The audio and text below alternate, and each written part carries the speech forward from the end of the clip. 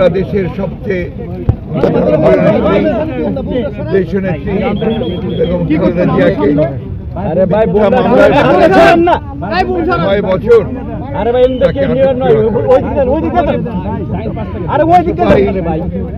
আটক করে রাখা হয়েছে এবং এই আটক করে রাখার সময় তিনি অসুস্থ হয়ে পড়েন।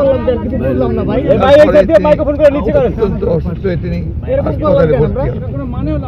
তারপরেই আমরা বারবার আওয়ামী লীগ সরকারকে হাসিনাকে আমরা রোধ করেছিলাম চিকিৎসার জন্য তাকে বাইরে যাওয়ার সুযোগ করে দেওয়া হবে, কিন্তু এই ফ্যাসিস্ট হাসিনা তিনি কোনো কথাতেই কর্ণপাত করেননি।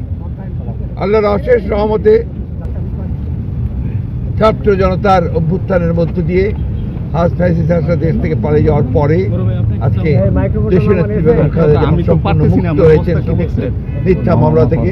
তিনি চিকিৎসার জন্য লন্ডনে গেছেন, এটা আল্লাহর কাছে শুকরিয়া জানাচ্ছি। একই সঙ্গে আমরা আশা করছি যে সুচিকিৎসা করে দেশনেত্রী বেগম খালেদা জিয়া আবার দেশের মানুষের কাছে ফিরে আসবেন।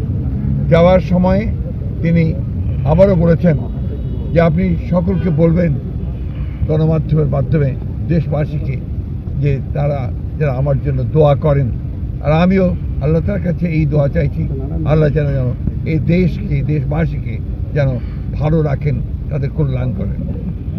রাজনৈতিক কোনো বার্তা দিয়েছেন কিনা? রাজনৈতিক বার্তা তো ওটাই, যেন ভালো রাখেন, সুস্থ রাখেন, গণতন্ত্রকে যেন প্রতিষ্ঠা করা হয়, গণতান্ত্রিক ব্যবস্থাকে যেন আমরা সবাই মিলে ফলো করি। Thank you.